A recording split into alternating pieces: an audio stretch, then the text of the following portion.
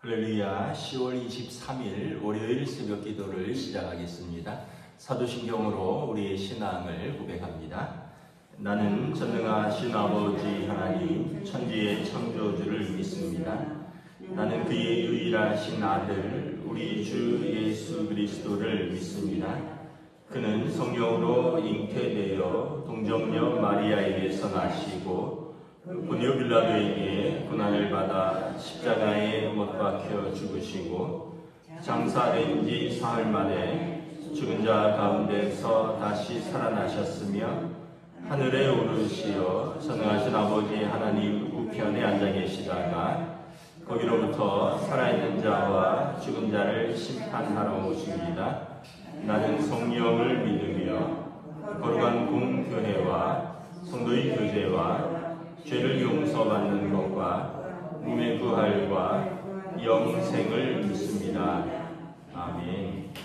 찬송가 368장 찬양하시겠습니다. 찬송가 368장입니다.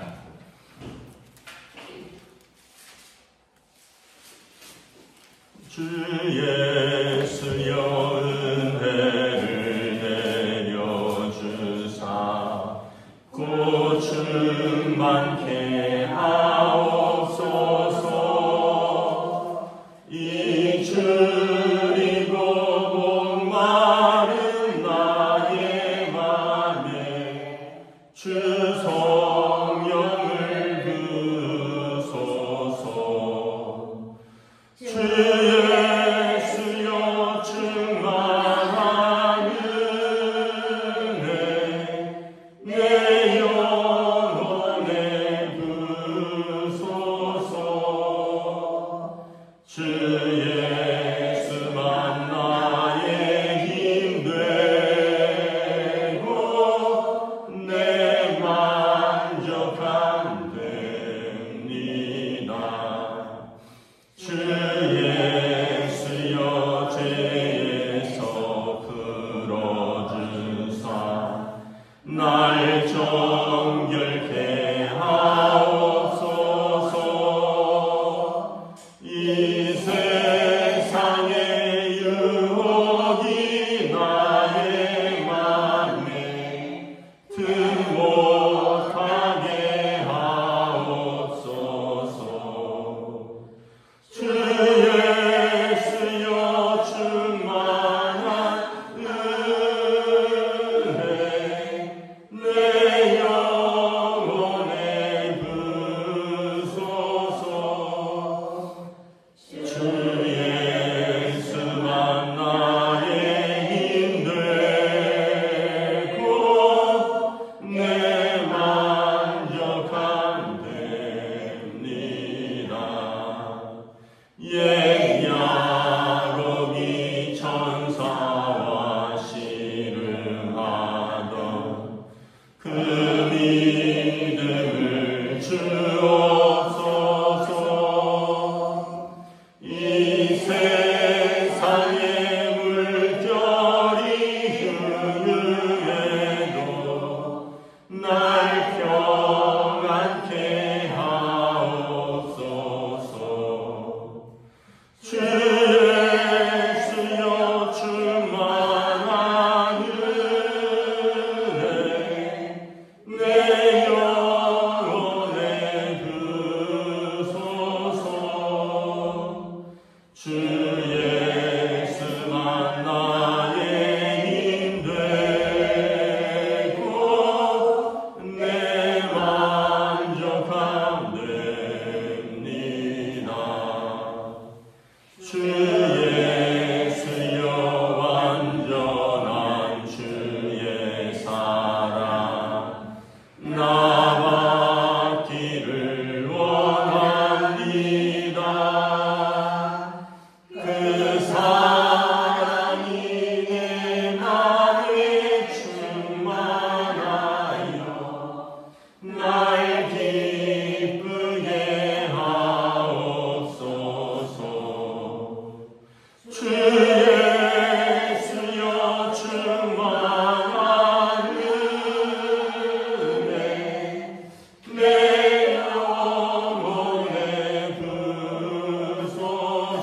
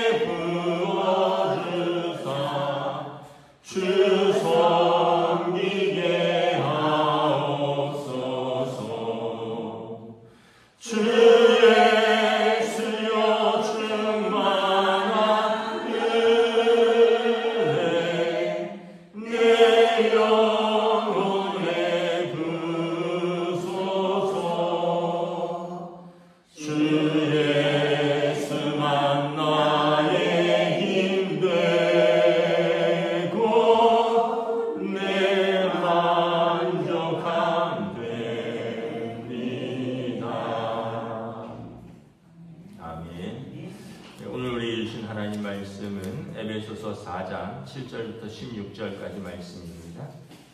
에베소서 4장 7절부터 16절까지 말씀입니다. 다 찾으신 줄 알고 저와 여러분들이 한 절씩 교도하도록 하겠습니다.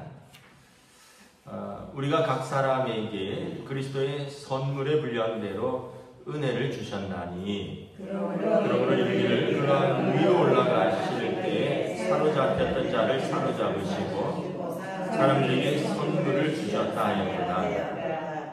올라가셨다 하셨은즉 땅 아래 낮은 곳으로 내리셨던 것이 아니면 무엇이냐? 내리셨던 그가 모든 하늘 위로 오르신 자니 이는 만물을 충만하게 하려 하십니다.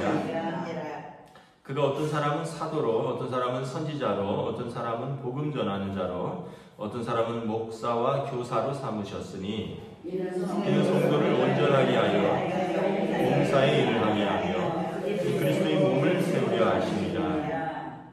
우리가 다 하나님의 아들을 믿는 것과 아는 일에 하나가 되어 온전한 사람을 이루어 그리스도의 장성한 분량이 충만한 데까지 이르리니 이는 우리가 이제부터 어린아이가 되지 아니하여 사람의 속임수와 간사한 유혹에 빠져 온갖 교훈의 풍조에 눌려 요동하지 않게 하려 합니다.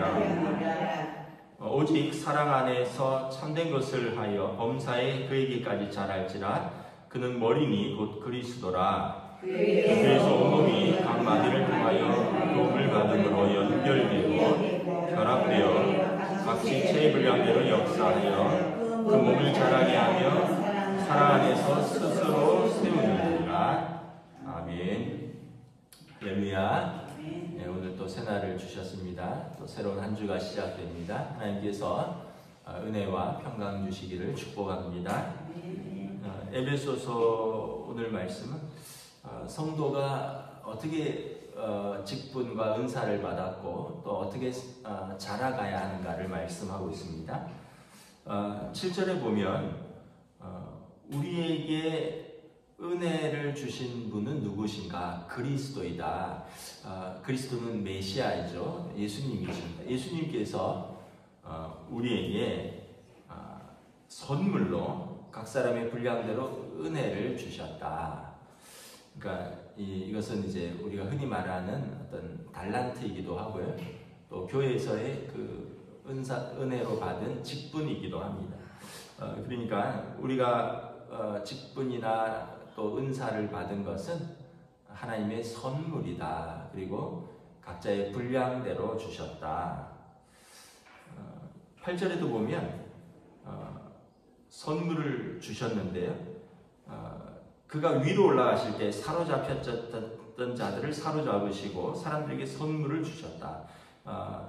예수님의 부활 승천하시면서 또 우리를 예수님 십자가에서 우리의 죄를 속량하심으로 사단의 권세에 사로잡혔던 우리를 하나님의 권세로 옮기셨죠. 어둠에서 빛으로 사단의 권세 아래 있던 일을 하나님의 백성으로 우리의 소속을 이렇게 옮기셨고요. 그래서 사단의 권세에 사로잡혔던 자들을 우리 하나님의 자녀로 사로잡으셨습니다. 그러면서 우리에게 선물로 주셨습니다.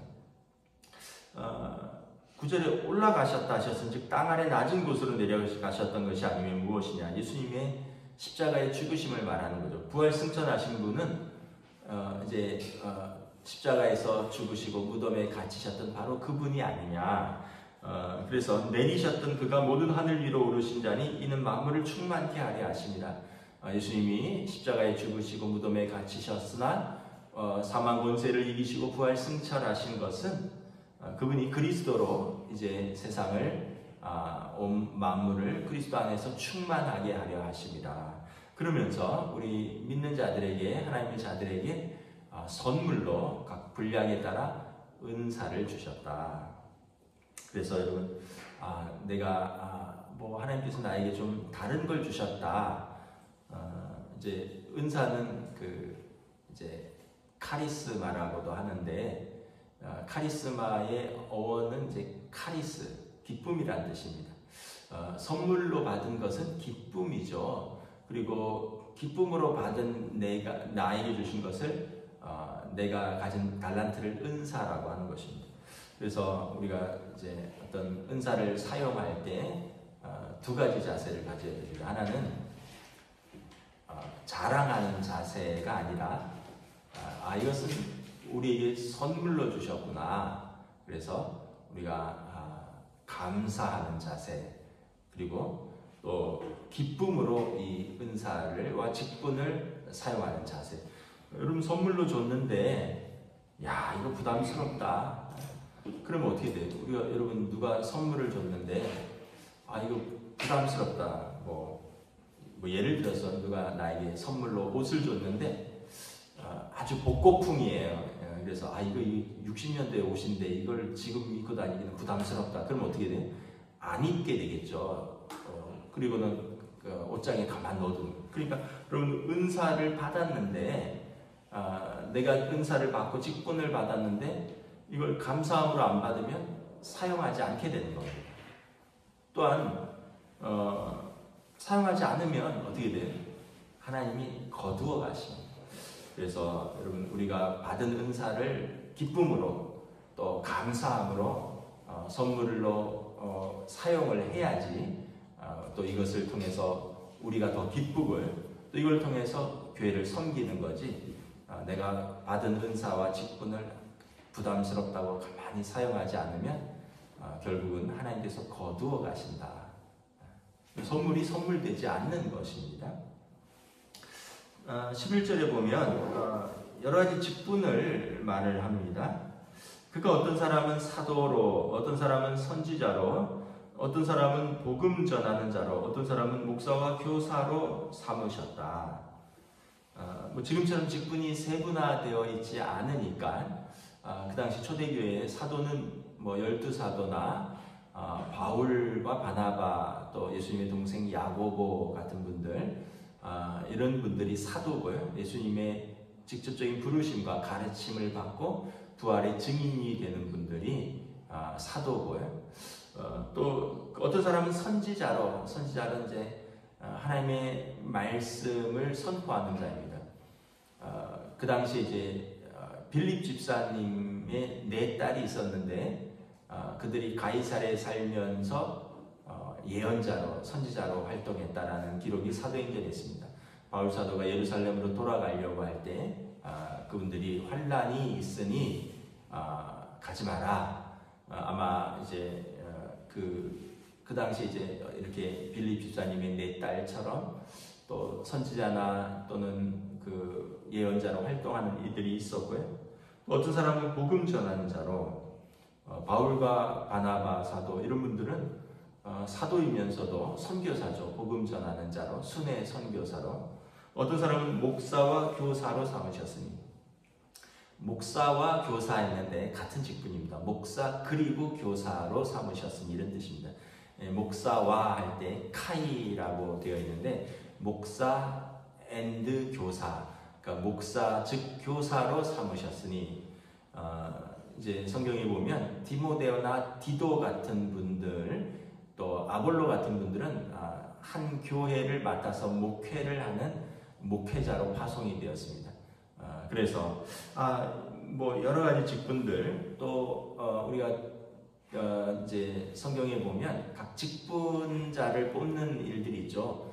감독을 뽑고 장로를 뽑고 집사를 뽑는 어떤 자격에 대해서 또 여자 집사에 대해서 오늘로 말하면 권사님들 또 장로님들 안수 집사님들 여러 가지 직분들이 있었다는 것을 볼 수가 있는데 이런 모든 직분을 주신 이유는 뭐냐면 첫째는 그 사람의 은사의 분량대로 주셨다는 거예요. 그가 여러분 만약에 가르치는 은사가 있으면 목사와 교사라는 직분을 감당해야 될 것이고 또 그가 또 어떻게 보면은 이제 이 선교나 복음 전하는 자로 헌신하는 분들이 있다면 또 그분들은 그것을 감당하는 거죠. 예를 들면 바울 사도 같은 경우는 가족이 없다 보니까 무려 20여 년에 걸쳐서 1차, 2차, 3차 전도 여행 선교사의 역할을 감당했고 이렇게 각자의 이제 분량대로 또 은사대로 직분을 주셨는데 이유는 뭐냐면 이유는 한결같은 목적은 12절에 성도를 온전하게 하고 봉사의 일을 하게 하며 그리스도의 몸을 세우려 하십니다. 이것은 각기 다른 것 같은데 같은 목적입니다. 성도를 온전하게 한다. 온전하다는 말은 우리가 완전해진다는 의미가 아니라요, 성숙해진다 이런 뜻입니다. 성도를 그리스도 안에서 성숙하게 하고, 그래서 성숙했으면 어떻게 해요? 봉사의 일을 하게 하는 거예요. 섬기는 거예요. 성숙한 사람이 섬기는 거죠. 그래서 그리스도의 몸, 교회를 세우려 하십니다. 그래서 여러분 이 세 가지는 연결되고 하나의 목적을 가지고 있다. 그래서 우리가 일단은 그 목회자의 입장에서는 성도들을 잘 양육해서 그분들이 성숙해지고, 그래서 그분들이 기쁘게 봉사할 수 있는 그런 어떤 마음과 자세를 가르쳐주고, 또 그렇게 하면서 하나님의 교회가 이렇게 세워지는, 주님의 몸된 교회가 세워지는 그 역할들, 그 직분을 감당하는 것이 직분자들의 일이고요. 또 성도들의 입장에서는 내가 성숙해진다는 것은 무슨 의미냐? 성숙해진다는 것은 기꺼이 섬긴다는 의미입니다. 다른 사람들을 섬기고 주님의 몸된 교회를 섬기고, 그래서 내가 받은 은사를 가지고 주님의 몸된 교회를 세우려 하는 것입니다. 그래서 여러분 직분을 받은 분들은 이 두 가지를 기억을 하셔야 됩니다. 내게 직분을 주신 이유가 있다. 하나는 내게 선물로 주셨으니 나의 기쁨을 위해서 주셨고, 또 하나는 주님의 몸된 교회를 섬기라고 주신 것이다.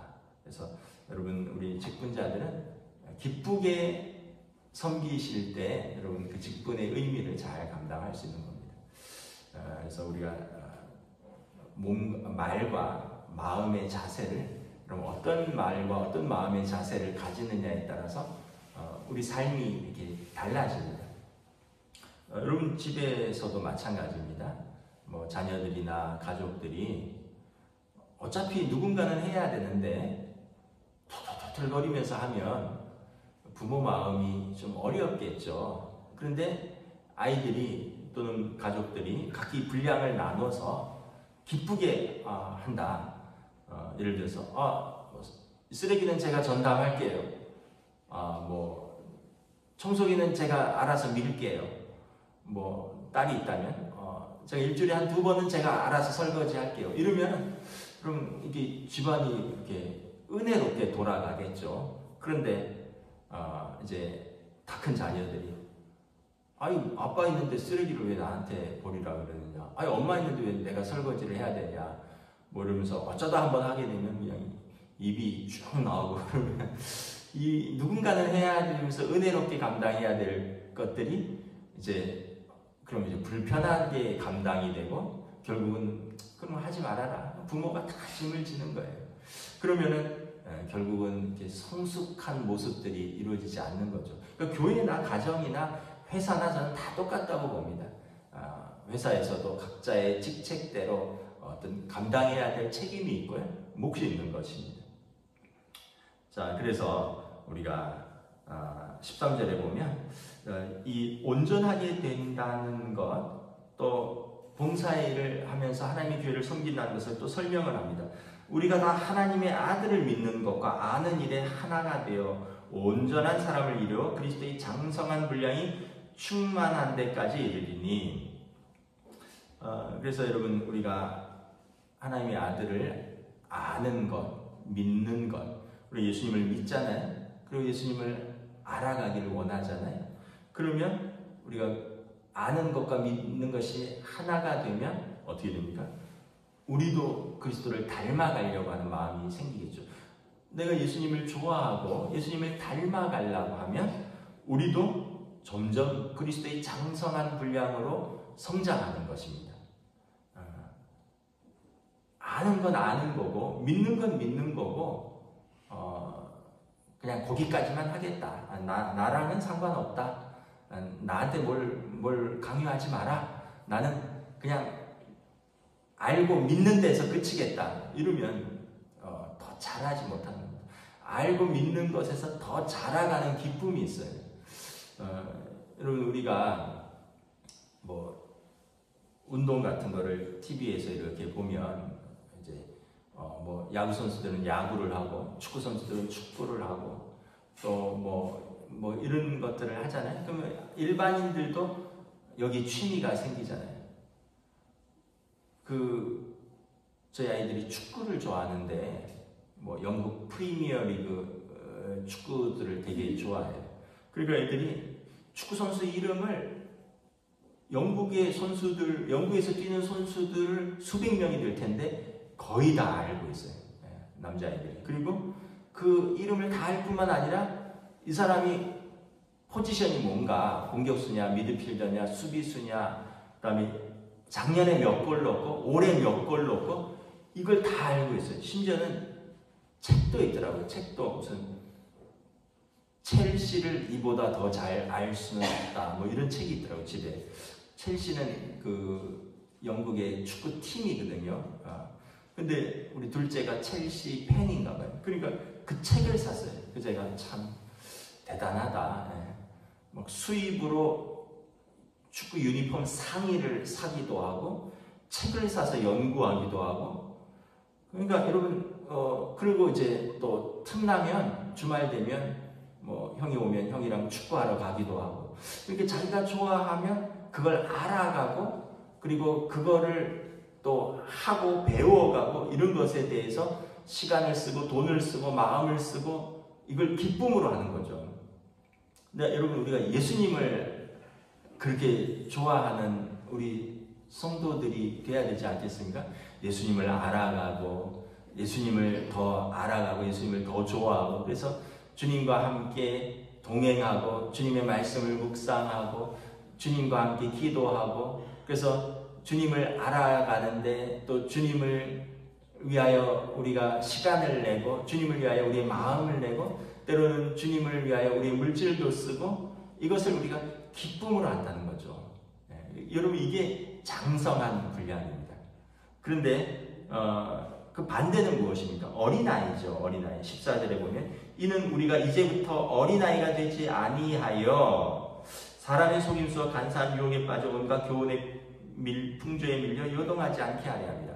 장성하지 못한 사람의 반대는 어린아이죠. 성숙한 사람의 반대는 미숙한 사람이고 어린아이의 특징은 두 가지입니다. 첫째는 자주 유혹에 빠지는 거예요. 여러분 그 초등학교나 유치원 들어가면 선생님이나 엄마들이 교육하는 게 있대요. 낯선 사람이 뭐 사준다 해도 절대 따라가지 마라. 누가 엄마나 아빠 전화 외에는 절대 뭐 믿지 말아라. 뭐 이런 걸. 왜냐하면 아이들은 이제 아직 성숙하지 못했으니까 유혹이 쉽게 빠지는 거예요. 누가 학교 교문에 있다가 아이고 예쁘네. 엄마가 절로 오라 그랬는데 갈까?